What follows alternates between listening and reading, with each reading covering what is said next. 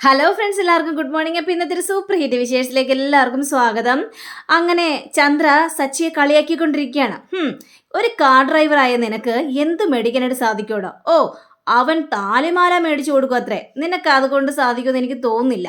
പിന്നെ രേവതിയുടെ സ്വർണ്ണങ്ങൾ മുഴുവൻ എൻ്റെ കയ്യിലാണല്ലോ ഇരിക്കുന്നത്. ഇനി അത് അവൾക്ക് തിരിച്ചു കൊടുക്ക് എന്ന് പറയാനായിരിക്കും നീ എല്ലാവരെയും വിളിച്ചു കൂട്ടിയത് അല്ലേ സച്ചി? പിന്നെ ഞാനേ ഒറ്റത്തന്തൊക്കെ പിറന്നവനാ, അതായത് രവീന്ദ്രന് പിറന്നത്. അതുകൊണ്ട് നിങ്ങളുടെ സ്വർണവും പണമൊന്നും ഞാൻ ചോദിക്കാനായിട്ട് പോകുന്നില്ല. ഈ ജന്മത്ത് ഞാനത് ചോദിക്കുകയില്ല. ഞാനേ മറ്റൊരു സന്തോഷ വാർത്ത പറയാനാണ് വന്നിരിക്കുന്നത്. അപ്പോൾ രവിയാണെങ്കിലും മോനെ നീ പറയടാ, എന്താടാ കാര്യം? അച്ഛാ ദേ കണ്ടോ അച്ഛാ എന്നും പറഞ്ഞുകൊണ്ട് ആ ഒരു ചെപ്പെടുക്കുന്ന കണ്ടു കഴിഞ്ഞപ്പോഴേക്കും രവി ചോദിക്കുക, ഇതെന്താ സ്വർണ്ണമാണോ അടാ? അതെ അച്ഛാ, സ്വർണം തന്നെയാണ് അച്ഛാ. എല്ലാവരും അന്തിച്ച് നോക്കി നിൽക്കുകയാണ്. ദേ എൻ്റെ ഭാര്യ എന്നോടൊരു കാര്യം ആവശ്യപ്പെട്ടായിരുന്നു. എനിക്കൊരു സ്വർണ്ണ താലിമാല വേണമെന്ന്. അപ്പോൾ അത് ഞാൻ സാധിച്ചു കൊടുക്കണ്ടേ? അവൾ ശപഥം ചെയ്തതല്ലേ എല്ലാവരുടെ മുന്നിൽ. അതേപോലെ തന്നെ അവളുടെ ആഗ്രഹം സാധിച്ചു വെച്ചാ എന്നും പറഞ്ഞ് ആ ഒരു സ്വർണ്ണ താലിമാല കയ്യിലേക്ക് എടുക്കുക. ഇത് കണ്ട് എല്ലാവരും അന്തിച്ച് നോക്കി നിൽക്കുകയാണ്. ശ്രുതിക്കാണെങ്കിൽ കുശുമ്പ് മൂത്തിട്ട് ഒരു രക്ഷയില്ല. പക്ഷേ നമ്മുടെ ശ്രീകാന്തിനും വർഷിക്കും അത് കണ്ടു കഴിഞ്ഞപ്പോഴേക്കും വളരെയേറെ സന്തോഷവും തോന്നി. അപ്പോൾ രേവതിയുടെ കണ്ണുകൾ നിറഞ്ഞൊഴുകുകയാണ്. സച്ചിയേട്ടനോട് പറഞ്ഞതുപോലെ തന്നെ സച്ചിയേട്ടൻ കാര്യം സാധിച്ചെന്നല്ലോ. അങ്ങനെ ചന്ദ്രയുടെ മുന്നിലേക്ക് കാണിക്കുകയാണ്. കണ്ടോ, നിങ്ങൾ സ്വർണ്ണമാല കണ്ടോ? നിങ്ങൾ എന്താ വിചാരിച്ചത്? എന്നെക്കൊണ്ട് ഇത് സാധിക്കില്ല എന്നോ? ഒരു കാർ ഡ്രൈവറായ എനിക്ക് ഇത് സാധിക്കും അച്ഛാ, നോക്കച്ചാ എന്ന് പറഞ്ഞുകൊണ്ട് കാണിച്ചു കൊടുക്കണം. എടാ പൊന്നു മോനെ, സന്തോഷമായടാ. ദേ നീ രേവതിക്ക് വേണ്ടി താലിമാല മേടിച്ചുകൊണ്ട് വന്നല്ലോ, അതിന് വളരെയേറെ സന്തോഷമായടാ, വളരെയേറെ സന്തോഷം എന്നും പറഞ്ഞുകൊണ്ട് സച്ചിയുടെ കവളിലേക്ക് ഒരു ഉമ്മ കൊടുക്കുകയാണ്. രേവതി, ഇത് നോക്കിയ രേവതി, നിനക്ക് വേണ്ടിയാ ഞാനിത് മേടിച്ചത്, നീ നോക്ക് രേവതി എന്ന് പറഞ്ഞുകൊണ്ട് രേവതിയുടെ കയ്യിലേക്ക് ആ താലിമാല കൊടുക്കുക. രേവതിക്ക് പറഞ്ഞറിയിക്കാനുള്ള സന്തോഷം. കാരണം ഈ ഒരു കാര്യത്തിന് വേണ്ടിയാ രേവതി കാത്തിരുന്നത്. രേവതി താലിമാലയും കൊണ്ട് നേരെ ചന്ദ്രയുടെ മുന്നിലേക്ക് ചെല്ലുക. അമ്മേ കണ്ടോ അമ്മേ, അമ്മ ചോദിച്ചില്ലേ എൻ്റെ ഭർത്താവിന് എനിക്കൊരു താലിമാല മേടിച്ചു തരാൻ കഴിവുണ്ടോ എന്ന്? ഇപ്പം നമുക്ക് മനസ്സിലായില്ലേ എനിക്ക് താലിമാല മേടിച്ചു തരാൻ അദ്ദേഹത്തിന് കഴിവുണ്ടെന്ന്. ഒരു കാർ ഡ്രൈവറെ അമ്മ കളിയാക്കിയല്ലേ, ഇപ്പം മനസ്സിലായില്ലേ അമ്മേ? തീടഞ്ഞ പിന്നെ ഒരു താലിമാല മേടിച്ചെന്ന് വിചാരിച്ച് വലിയ കേമോയിപ്പോയി. കൂടി വന്ന ഇത് അരപ്പവൻ, കാപ്പവൻ, മുക്കാപ്പവനൊക്കെ അല്ലേ ഉണ്ടാവുള്ളൂ. പറച്ചിൽ കേട്ട 5 പവൻ്റെ താലിമാല മേടിച്ചത് തന്നതുപോലെയാണല്ലോ നീ കിടന്ന് പറഞ്ഞു കൂട്ടുന്നത്. ഇവിടെ സച്ചിക്ക് കലി വരികയാണ്. അരപ്പവനായാലും 1 പവനായാലും താലിമാല തന്നെയാ. ഇനി നിങ്ങൾ പറഞ്ഞതിനേക്കാളും കൂടുതലുണ്ടത്. ഏതായാലും അതെത്രയുണ്ടെന്ന് നിങ്ങളോട് പറയാൻ എനിക്ക് മനസ്സില്ല. അങ്ങനെ എല്ലാ കാര്യങ്ങളും നിങ്ങൾ അറിയേണ്ട ആവശ്യമില്ല. അതേ കണ്ടല്ലോ, എല്ലാവരും കണ്ടല്ലോ, ഞാൻ രേവതിക്ക് താലിമാല മേടിച്ചു കൊടുത്തിരിക്കുകയാണ്. ദേ ഇത് കേട്ട് കഴിഞ്ഞപ്പോഴേക്കും നമ്മുടെ ശ്രീകാന്തും വരികയാണ്. സച്ചിയേട്ടാ, സന്തോഷമായി സച്ചിയേട്ടാ. ദേ ഏട്ടത്തിയുടെ കഴുത്തിലെ ആ മഞ്ഞച്ചരട് കാണുമ്പോൾ വല്ലാത്ത സങ്കടം തോന്നിയിരുന്നു. സച്ചിയേട്ടൻ ഇപ്പോൾ താലിമാല മേടിച്ചു കൊടുത്തിരിക്കുകയല്ലേ. ദേ എനിക്ക് ഒരുപാട് സന്തോഷമായി സച്ചിയേട്ടാ എന്നും പറഞ്ഞുകൊണ്ട് ഇവരിങ്ങനെ പറയുക. അപ്പോൾ സച്ചിക്ക് അത് കേട്ട് കഴിഞ്ഞപ്പോഴേക്കും വളരെയേറെ സന്തോഷമായി. അങ്ങനെ രേവതിയോട് ചോദിക്കുകയാണ്, രേവതി നിനക്ക് ഇഷ്ടപ്പെട്ടു? രേവതി, എനിക്ക് ഒത്തിരി ഇഷ്ടപ്പെട്ടു. എങ്കിൽ രേവതി ആ മാല കഴുത്തിലിട് രേവതി എന്ന് പറഞ്ഞു കഴിഞ്ഞപ്പോഴേക്കും വേണ്ട സച്ചിയേട്ടാ, വേണ്ട, ഞാനിപ്പോൾ ഇത് ഇടില്ല. എല്ലാവരും അപ്പം അന്തിച്ച് നോക്കി നിൽക്കണേ. ഇടില്ലെന്നോ? അതെന്താ ഇടില്ലെന്ന് പറഞ്ഞത്? അപ്പോൾ വർഷ പറയാ, രേവതി ചേച്ചി അത് ഇട്. രേവതി ചേച്ചിക്ക് മേടിച്ചുകൊണ്ട് വന്നല്ലേ സ്വർണ്ണത്താലിമാല, അപ്പം പിന്നെ അത് ഇട്ടാലെന്താ കുഴപ്പം? അത് ഇട് രേവതി ചേച്ചി. പിന്നെ ആൻറ്റി മേടിച്ച് വെച്ച ആ സ്വർണ്ണമില്ലേ, ആൻറ്റി എന്തിനാ ചിട്ടിക്കാരെ പോലെ സ്വർണ്ണങ്ങളെല്ലാം മേടിച്ച് വെച്ചിരിക്കുന്നത്? അതല്ല രേവതി ചേച്ചിക്ക് തിരിച്ചു കൊടുക്ക്. അയ്യോ വർഷേ, ഞാൻ അവളുടെ കയ്യിൽ നിന്ന് സ്വർണ്ണമൊന്നും മേടിച്ചല്ല, അവൾ എൻ്റെ മുന്നിൽ കൊണ്ടുവന്ന് തന്നതാണ് സ്വർണ്ണങ്ങളെല്ലാം, അല്ലാതെ ഞാൻ മേടിച്ചതൊന്നുമല്ല.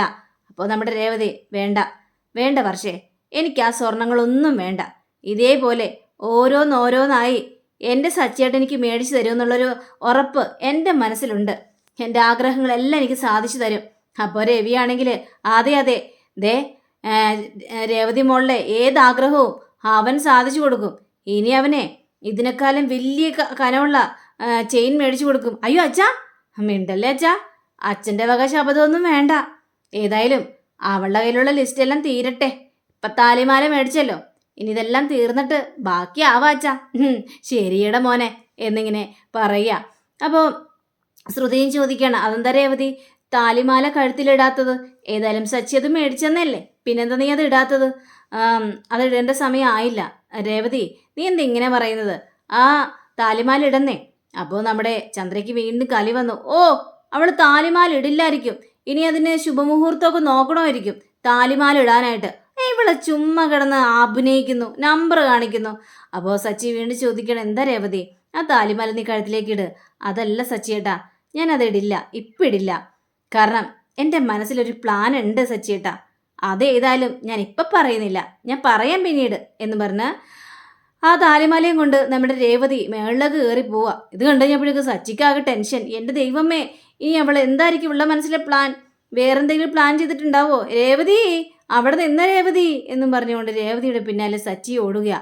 അപ്പോൾ ഇതൊക്കെ കണ്ടു കഴിഞ്ഞപ്പോഴേക്കും, ഓ കണ്ടില്ലേ അവരുടെ കിന്നാരോ, ഇതൊക്കെ കണ്ടില്ലേ അമ്മേ, ഇതൊക്കെ നാണമില്ലേ എന്ന് ശ്രുതി ചോദിക്കുകയാണ്. അപ്പോൾ ശ്രുതി ചോദിക്കുന്നത് കണ്ടു കഴിഞ്ഞപ്പോഴേക്കും രവിയാണെങ്കിൽ, എടാ നിന്നെക്കൊണ്ട് ഇതെല്ലാം സാധിക്കുന്നുണ്ടോ? അവൻ പറഞ്ഞതുപോലെ തന്നെ അവൻ്റെ ഭാര്യയ്ക്ക് അവൻ താലിമാല മേടിച്ചു കൊടുത്തു. അവർ സന്തോഷിക്കാതിരിക്കേ എന്ത് വേണേലും ചെയ്യട്ടെടാ. അത് നിനക്കെന്താ ഇത്ര കുശുമ്പ്? ഓ, കുശുമ്പ് മനസ്സിൽ അടങ്ങിക്കൂടിയിരിക്കുകയാണല്ലേ. അത് പിന്നെ അച്ഛാ കുശുമ്പൊന്നും അല്ല, അവരുടെ ഇത് കണ്ടു കഴിഞ്ഞപ്പോഴേക്കും. അപ്പോൾ ശ്രുതിയാണെങ്കിൽ, നിർത്ത് ശ്രുതി, കിട്ടേണ്ടത് കിട്ടിയില്ലേ, വാ നമുക്ക് എണീറ്റ് പോകാം, ഇനി കൂടുതൽ നേരം ഇവിടെ നിൽക്കേണ്ട ആവശ്യമൊന്നുമില്ല എന്നും പറഞ്ഞുകൊണ്ട് ഇവരവിടെ നിന്ന് എണീറ്റ് പോവുകയാണ്. അതേ സമയം തന്നെ നമ്മുടെ രേവതി ആ താലിമാല നോക്കി ഇങ്ങനെ ആസ്വദിക്കുക. അപ്പോൾ സച്ചി അങ്ങോട്ട് കയറി വന്നിട്ട്, രേവതി എങ്ങനെയുണ്ട് രേവതി, താലിമാല ഡിസൈനൊക്കെ ഇഷ്ടപ്പെട്ടോ? സച്ചിയേട്ടന് ഏത് ഡിസൈൻ എടുത്തു തന്നാലും എനിക്ക് ഭയങ്കര ഇഷ്ടമാണ്, എനിക്ക് ഒത്തിരി ഇഷ്ടപ്പെട്ടു. ഇപ്പോൾ സന്തോഷമായില്ലേ? സന്തോഷമായോന്നോ? ഒരുപാട് സന്തോഷമായി. ഇനി ഇതേപോലെ ലിസ്റ്റിലുള്ള ഓരോ കാര്യങ്ങളും ഞാൻ മേടിച്ചു തരും. പിന്നെ ആ ബുക്ക് എവിടെ? ബുക്കോ? ഏത് ബുക്ക്? ആ ലിസ്റ്റ് എഴുതിയ ബുക്കില്ലേ, ഇപ്പം താലിമാല മേടിച്ചല്ലോ, അതിലൊരു ടിക്ക് ചെയ്തേക്ക് രേവതി. ഞാനത് ചെയ്തോളാം സച്ചിയേട്ടാ എന്ന് പറയണം. അതൊക്കെ ചെയ്തോളണേ. പിന്നെ ഞാൻ കാര്യം ചോദിക്കട്ടെ, നിന്റെ മനസ്സിൽ പ്ലാൻ ചെയ്തത് എന്താ? നീ എന്താ താലിമാല ഇടാതിരുന്നത്? ഞാൻ വിചാരിച്ച് ഞാനിത് മേടിച്ചുകൊണ്ട് വരുമ്പോൾ തന്നെ നീ ആ താലിമാല കഴുത്തിലേക്ക് ഇടുമെന്ന്. പ്ലാനുണ്ട് സച്ചിയേട്ടാ. നാളെ സച്ചിയേട്ടൻ എൻ്റെ കൂടെ ഒരു സ്ഥലം വരെ വരണം. ഏത് സ്ഥലം വരെ? ദൈവമേ, അന്ന് നീ എൻ്റെ കൂടെ ഒരു സ്ഥലം വരെ വരണമെന്ന് പറഞ്ഞൊരു കാര്യം ഞാൻ മറന്നിട്ടില്ല. എന്താ നീ മനസ്സിൽ കരുതി വെച്ചിരിക്കുന്നത് സച്ചിയേട്ടാ? അതൊക്കെ അവിടെ എത്തിയിട്ട് പറയാം സച്ചിയേട്ടാ. സച്ചിയേട്ടൻ ഇങ്ങനെ ടെൻഷൻ ആവല്ലേ. അതെ, സച്ചിയേട്ടനെ ആള് പാവാ, നല്ല മനസ്സുള്ള മനുഷ്യനാ. പിന്നെ ഇടയ്ക്കിടയ്ക്ക് ദേഷ്യം വരും, മുഖത്ത് നോക്കി സംസാരിക്കുകയും ചെയ്യും, കണ്ടവരെയൊക്കെ പിടിച്ച് ഇടിക്കുകയും ചെയ്യും. അല്ലാതെ വേറൊരു കുഴപ്പമില്ല. ഇത് കേട്ട് നമ്മുടെ സച്ചിയാണെങ്കിൽ, എനിക്കിപ്പോൾ ഒരാളെ നല്ല ഇടി കൊടുക്കാനായിട്ട് തോന്നുന്നുണ്ട്. എനിക്ക് മനസ്സിലായി, എന്നെ അല്ല ഇടിക്കാനായിട്ട് തോന്നുന്നു സച്ചിയേട്ടന്. എങ്കിൽ വാ ഇങ്ങോട്ട്, ഞാനിപ്പോൾ കാണിച്ചു തരാം. വാ എന്നെ ഇടിക്കാനായിട്ട് വാ. അപ്പോൾ രണ്ടുപേരും ഇടിക്കാനായിട്ട് നിൽക്കുക. അപ്പോൾ രേവതിയുടെ കഴുത്തിന് കയറി പിടിക്കണം. അയ്യോ എൻ്റെ കഴുത്തെ. രേവതി സച്ചിക്കിട്ട് ഒരു ഇക്കിളിയാക്കിയും കൊടുക്കുകയാണ്. എന്താടി നീ എന്നെ ഇക്കിളിയാക്കിയല്ലേ, നീ എന്നെ നുള്ളിയല്ലേ, ഇനിയും നുള്ളും, വാ ഇനിയും നുള്ളും എന്ന് പറഞ്ഞുകൊണ്ട് അവിടെ ഒരു റൊമാൻറ്റിക് സീൻ ക്രിയേറ്റ് ചെയ്യുകയാണ് അവർ. അപ്പോൾ ഭയങ്കര സന്തോഷത്തോടെ ഇങ്ങനെ നിൽക്കുക. രേവതിയെ ചേർത്ത് പിടിച്ചുകൊണ്ടാണ് നമ്മുടെ സച്ചി നിൽക്കുന്നത്. പിന്നീട് കാണിക്കുന്നത് ചന്ദ്രയ്ക്ക് ഇരിക്കപ്പുറത്തില്ല. ചന്ദ്രയാണെങ്കിൽ ശ്രുതിയുടെ അടുത്തേക്ക് പറയുകയാണ്, മോളെ ശ്രുതി, വാ ആൻറ്റി, കയറി വാ ആൻറ്റി. എന്താ ആൻറ്റി, കണ്ടില്ലേ രേവതിയുടെയും സച്ചിയുടെയും സന്തോഷം നീ കണ്ടില്ലേ? സച്ചി അവൾക്ക് താലിമാല മേടിച്ചു കൊടുത്തിരിക്കുന്നു. ഇതൊക്കെ അവരുടെ ഭയങ്കര ഷോ ഓഫാണ്. ഇതൊക്കെ കണ്ടിട്ട് എനിക്ക് സഹിക്കാനായിട്ട് പറ്റുന്നില്ല. അതെ ആൻറ്റി, ആ രേവതിയുടെ മുഖത്തെ സന്തോഷം കണ്ടില്ലേ? അവളെ നിലത്തൊന്നും അല്ല മോളെ, അതേപോലെ തന്നെ നീ വിട്ടു കൊടുക്കരുത്, നിനക്കും വേണം. അതിനേക്കാളും നല്ല വില കൂടിയ നല്ല കട്ടിയുള്ള ഒരു ചെയിൻ. അയ്യോ ആൻറ്റി, അതിൻ്റെ ആവശ്യമുണ്ടോ ആൻറ്റി? ആവശ്യമുണ്ട്. മോൾക്കാണോ പണത്തിന് കുറവ്? മോളുടെ ഡാഡിയെ വിളിച്ച് ചോദിച്ചാൽ മതിയല്ലോ, പണം ഉടനെ തന്നെ തരില്ലേ. അതിനെന്താ ഇപ്പം പ്രശ്നം? അയ്യോ ആൻറ്റി, എൻ്റെ അച്ഛനിപ്പം മലേഷ്യയിലല്ല, ഒന്ന് നിർത്ത് ശ്രുതി. എപ്പോൾ ചോദിച്ചാലും അച്ഛൻ അവിടെയല്ല ഇവിടെയാണ്, അതൊക്കെയാണല്ലോ നീ പറഞ്ഞു കൂട്ടുന്നത്. എന്തിനാ അങ്ങനെയൊക്കെ കിടന്ന് സംസാരിക്കുന്നത് എന്ന് ഈ ചന്ദ്രയുടെ യഥാർത്ഥ സ്വഭാവം കണ്ടു കഴിഞ്ഞപ്പോഴേക്ക് ഞെട്ടി നിൽക്കുകയാണ് ശ്രുതി. അതല്ല ആൻറ്റി, അങ്ങനെയാണെങ്കിൽ നിൻ്റെ ഡാഡിയോട് ചോദിക്കണ്ട.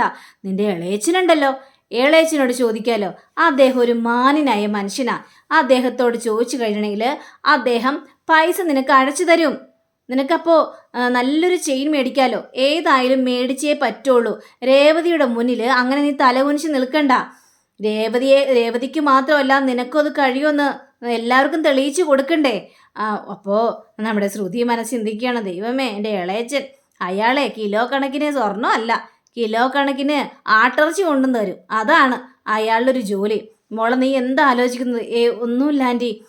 എങ്കിൽ പിന്നെ നീ പെട്ടെന്ന് തന്നെ സ്വർണം ഒപ്പിക്കണം, അല്ലാതെ ശരിയാവില്ല. നീ ആ വർഷയെ നോക്ക്.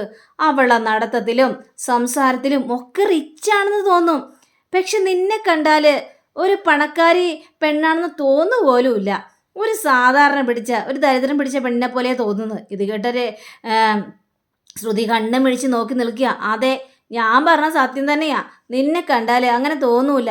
പക്ഷേ സ്വർണ്ണമെങ്കിലും ഇട്ടിട്ട് നീ റിച്ചാണെന്നൊന്ന് പറയിപ്പിക്കണം. അതാണ് എനിക്ക് വേണ്ടത്. പറഞ്ഞാൽ മനസ്സിലായല്ലോ? നീ എത്രയും പെട്ടെന്ന് നല്ലൊരു മാല അല്ലെങ്കിൽ നല്ലൊരു ചെയിൻ നന്നായിട്ട് കണ്ടെത്തിക്കോ. അതെ, രേവതിയുടെ മുന്നിൽ അതിട്ടുകൊണ്ട് അങ്ങോട്ടും ഇങ്ങോട്ടും നടക്കണം. അതാണ് വേണ്ടത്. ശരി ആൻറ്റി, ഞാൻ നോക്കട്ടെ, ഞാൻ വിളിക്കാം. അല്ലെങ്കിൽ ഇങ്ങോട്ട് താ, ഞാൻ വിളിച്ചോളാം. ഇളയച്ചന് ഞാൻ വിളിക്കാം. അയ്യോ വേണ്ട ആൻറ്റി, ഇളയച്ചന ആൻറ്റി അങ്ങനെ വിളിക്കണ്ട. അങ്ങനെ വിളിച്ചു കഴിഞ്ഞ് സ്വർണം വേണം, പണം വേണം എന്നൊക്കെ പറഞ്ഞു കഴിഞ്ഞിട്ടുണ്ടെങ്കിൽ ആൻറ്റി സ്ത്രീധനം ചോദിക്കുന്നതായിട്ടല്ലേ അവർക്ക് തോന്നുള്ളൂ. അതുകൊണ്ട് അത് വേണ്ട ആൻറ്റി. ഓ, അത് ശരിയാണ്, ഞാൻ ആ കാര്യം മറന്നുപോയി മോളെ. അതുകൊണ്ട് മോള് തന്നെ ചോദിച്ചോ. എത്രയും പെട്ടെന്ന് ആഗ്രഹം സാധ്യമാക്കണേ എന്നും പറഞ്ഞുകൊണ്ട് ഈ ചന്ദ്ര പോയി കഴിഞ്ഞപ്പോഴേക്കും, ദൈവമേ, ഈ തള്ളക്ക് എപ്പോഴും സ്വർണവും പണമൊന്നും മാത്രം ചിന്തയുള്ളൂ. ഇനിയിപ്പോൾ ഞാൻ എന്ത് ചെയ്യും? ആകെ പ്രശ്നമായല്ലോ. ഇതെല്ലാം ചെന്ന് ബ്യൂട്ടി പാർലറിൽ ചെന്ന് നമ്മുടെ ശ്രുതി കൂട്ടുകാരത്തിയോട് പറയുക. ഇതൊക്കെ കേട്ട് കഴിഞ്ഞപ്പോഴേക്കും ഈ കൂട്ടുകാരത്തിരുന്ന് ഭയങ്കരമായിട്ടും ചിരിക്കുന്നു. നീ എന്തിനിങ്ങനെ ചിരിക്കുന്നതിനെ കളിയാക്കിയാണോ? അതൊന്നും അല്ല, നിൻ്റെ ഇളയച്ചൻ്റെ കാര്യം ആലോചിച്ചതാ. അയാൾ സ്വർണ്ണമല്ല തരാൻ പോകുന്നത്, കിലോ കണക്കിന് ആട്ടിറച്ചി ആയിരിക്കും തരാനായിട്ട് പോകുന്നത്. നീ ഒന്ന് എനിക്കൊരു വഴി പറഞ്ഞതാ. അവർക്കാണെങ്കിൽ പണം വേണം, സ്വർണം വേണമെന്നും പറഞ്ഞുകൊണ്ട് ആർത്തി പിടിക്കുകയാണ്. ഞാൻ എന്ത് ചെയ്യുമെന്ന് എനിക്ക് അറിയാൻ പാടില്ല. അല്ലെങ്കിൽ തലക്ക് ചുറ്റും കടങ്ങൾ നിറഞ്ഞു കൂടി ഇരിക്കുകയാണ്. നീ ഒരു കാര്യം ചെയ്, കൊണ്ടുവരും, അഴക്കും എന്നൊക്കെ പറഞ്ഞുകൊണ്ട് അങ്ങനെ നീട്ടിക്കൊണ്ട് പോ. അങ്ങനെയല്ലേ പിടിച്ചു നിൽക്കാനായിട്ട് പറ്റുള്ളൂ. അല്ലാതെ നമ്മളുടെ കയ്യിൽ പൈസയൊന്നുമില്ലല്ലോ. ഇവരിങ്ങനെ സംസാരിച്ചുകൊണ്ടിരിക്കുന്ന സമയത്താണ് വേറൊരുത്തനോട് കയറി വരുന്നത്. ഇയാളെ കണ്ടു കഴിഞ്ഞപ്പോഴേക്കും ഇവർ രണ്ടുപേരും പേടിച്ച് നിന്ന് പോവുകയാണ്. താര കല്യാണി മോളെ? അല്ല, ശ്രുതി മോളെ. സുഖം തന്നെയല്ലേ? നിനക്കെന്താ ഇവിടെ കാര്യം? നീ എന്തിനാ ഇങ്ങോട്ട് വന്നത്? ഞാൻ വന്നത് മുടി വെട്ടാൻ. എനിക്കെന്താ മുടി വെട്ടിത്തരോ എന്ന് ചോദിക്കുകയാണ് ഇയാൾ. നീ എന്തിനാ ഞങ്ങളിങ്ങനെ ശല്യപ്പെടുത്തുന്നത്? നിന്റെ രഹസ്യങ്ങളെല്ലാം ഞാൻ മറച്ചു വെച്ചിരിക്കുകയല്ലേ ശ്രുതി. അതുകൊണ്ട് എനിക്ക് കുറച്ച് പൈസ വേണം. എൻ്റെ കയ്യിൽ പൈസ ഇല്ല. അങ്ങനെ പറഞ്ഞാൽ എങ്ങനെയാണ് ശരിയാവുന്നത്? അന്ന് പൈസ തന്നത് ദീപാവലിക്കല്ലേ? അതിനുശേഷം എനിക്ക് പൈസയും തന്നില്ലല്ലോ. അതുകൊണ്ട് എനിക്ക് പൈസ കിട്ടിയേ മതിയാവുള്ളൂ. രഹസ്യങ്ങളെല്ലാം ഞാൻ ഒളിച്ചു വെച്ചിരിക്കുക. നീ ഒന്നും മിണ്ടാതിരിക്കുക. എൻ്റെ കയ്യിൽ ഇപ്പോൾ പൈസ ഇല്ലെന്ന് പറഞ്ഞില്ല. 2 ദിവസം കഴിയട്ടെ, അതിനുശേഷം പൈസ ഞാൻ തരാം. ശരി, 2 ദിവസം കഴിയട്ടെ. പക്ഷേ 2 ദിവസം കഴിഞ്ഞിട്ടും പൈസ നീ തന്നില്ലെങ്കിൽ നിന്റെ കുടുംബം ഞാൻ കൊളം തോണ്ടും. സത്യങ്ങൾ മുഴുവനും ഞാൻ വിളിച്ച് പറയും നിന്റെ കുടുംബത്തിൽ ചെന്ന്. ഇത് കേട്ട ശ്രുതി ഞെട്ടിത്തരിച്ച് അങ്ങനെ നിൽക്കുക. അപ്പം അങ്ങനെയും കാണിച്ചുകൊണ്ടാണ് നമ്മുടെ ഇന്നത്തെ റിവ്യൂടെ അവസാനിച്ചിരിക്കുന്നത്. അടുത്ത റിവ്യൂവിനെ കാത്തിരിക്കുക, സബ്സ്ക്രൈബ് ചെയ്യുക. എല്ലാവർക്കും നല്ലൊരു ദിനം ആശംസിച്ചുകൊണ്ട് തന്നെ നന്ദി, നമസ്കാരം. Thank you. See again. By.